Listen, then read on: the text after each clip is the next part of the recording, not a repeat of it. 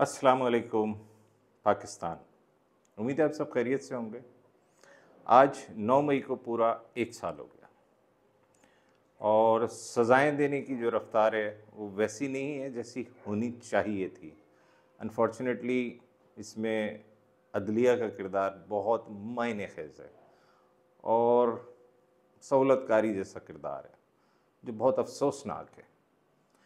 अब मसला ये है कि ये वारदात कोई आज हुई है तो 9 मई 1 साल हो, या तो ये 9 मई को गिरफ्तारी के फ़ौरन बाद कुछ ऐसा हुआ कि अचानक हो गया। नहीं, उसकी प्लानिंग ये बहुत अरसे से कर रहे थे, जैसा कि देखा भी गया और लोगों को वीडियोज़ इनकी अपनी है जिनमें इनका एक साबिक एमएनए अताउल्लाह एडवोकेट जो कराची से एमएनए मुंतखब हुआ, उसने बाकायदा खुदकुश धमाके की धमकियां दी। पहले इसकी वीडियो देखें ज़रा आप। है जिसमें खान साहब की जिंदगी के हवाले से खदशात का इजहार किया है। मैं बताता चलूं कि हम सिर्फ खान साहब को लीडर के तौर पे नहीं देखते। खान साहब जो है वो हमारी जिंदगी है। ये सिर्फ मेरा बयान नहीं है, ये उन सब वर्करों का बयान है, उन सब साथियों के बयान है जो खान साहब से मोहब्बत करते हैं। ये याद रखें कि अगर खुदा न खास्ता इमरान खान के एक बाल को भी नुकसान होता है तो ये मुल्क चलाने वाले सोच लें कि ना आप रहेंगे ना आपके बच्चे रहेंगे। सबसे पहले मैं खुदकश हमला करूंगा आप पे और आपको छोड़ूंगा नहीं। और इसी तरह हजारों पर कौन तैयार है। आप क्या समझते हैं कि आप इस तरह के बयान देकर हमें डराएंगे? इंशाअल्लाह खान साहब दोबारा इस मुल्क पर हुकूमत भी करेंगे, यह मुल्क भी कायम रहेगा और खान साहब भी इंशाअल्लाह सही सलामत रहेंगे। लेकिन आप इंसान के बच्चे बन जाएं, आप होश के ना खोल लें। आपने अभी तक देखा नहीं, मुजाहमत देखी नहीं है, मुट्ठी पर लोग आपसे कंट्रोल नहीं होते। आप क्या समझते हैं कि आप इस तरह बयान देके पाकिस्तान तहरीक इंसाफ के वर्कर को कमजोर करना चाहते हैं? मैं दोबारा धमकी दे रहा हूं, बता रहा हूं आपको कि आप हमें जेलों में डाल दें, आप हमें गोली तो मार सकते हैं अगर हम जिंदा। अब आपने इसकी वीडियो देख ली, अब अंदाज़ा लगाएं कि ये शख्स यहाँ इनका एमएनए था, कितनी खुलेआम वो धमकियां दे रहा है कि जिसकी कोई इंतहा नहीं। अब आप मुझे बताएं कि ऐसा शख्स आज़ाद घूम रहा है, उसको कोई गिरफ्तार नहीं कर रहा। हाल ही में उसने एक कराची प्रेस क्लब में बैठ के प्रेस कॉन्फ्रेंस भी करी। एक दहशतगर्द, ये दहशतगर्दी के ज़मरे में आता है, जिसने खुलेआम धमकियां दी हैं रियासत को, वो खुलेआम प्रेस कॉन्फ्रेंस करता है, कोई गिरफ्तारी उसकी नहीं होती। उसके बाद आ जाए इनकी ख़वातीन के ऊपर। कराची से फ़िज़ा ज़िशान एक मजमा इकट्ठा करती है, शारा फैसल लेके जाती है। 9 मई की वारदात जो कराची में होती है उसके ज़िम्मेदारान भी बहुत सारे हैं। फ़िज़ा ज़िशान एक खातून, उसको भी कोई गिरफ़्तार नहीं करता। गीदड़ संगी मुझे नहीं पता है। कमल शौज़ेब इन्वॉल्व है।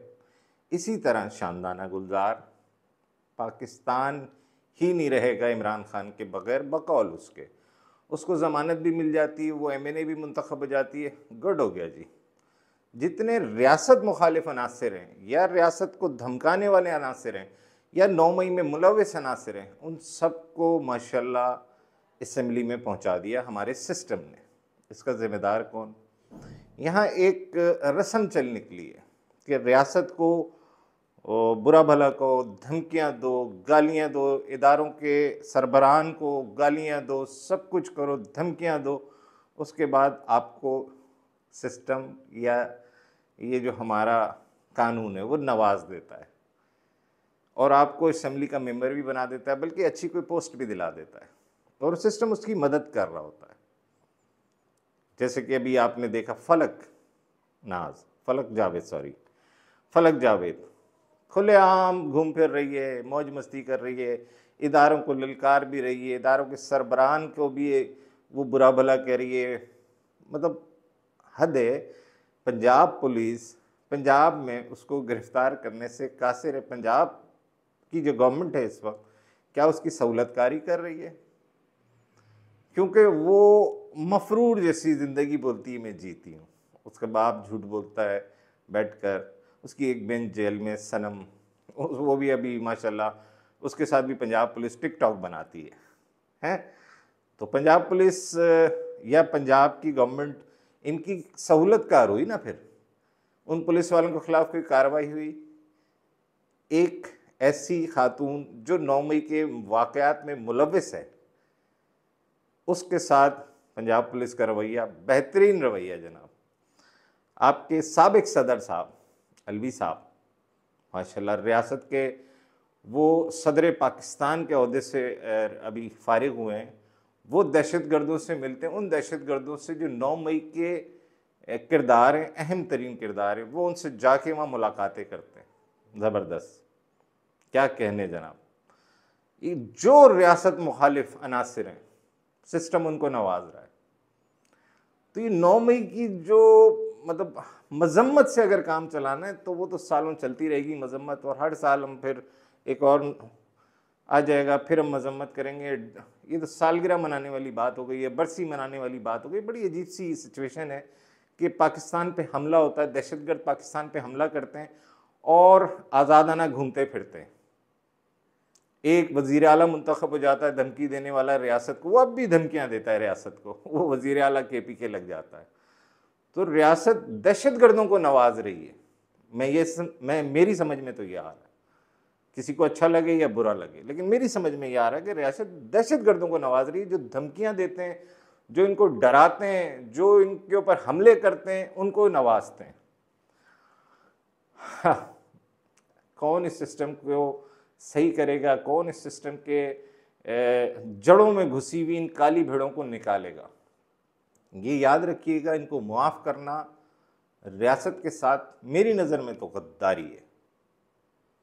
बाकी सिस्टम जाने और सिस्टम के अरबाब इख्तियार जाने, ये गद्दारी के ज़मरे में आएगा कि ऐसे अनासिर को अगर मुआफ़ कर दिया गया, खुदा न खास्ता अगर इनको मुआफ़ कर दिया गया, तो ये बहुत भयानक अंजाम होगा। दूसरे, आप तैयार रहिए, फिर 9 मई से भी बदतर कोई सूरत हाल के लिए फिर रेडी रहें।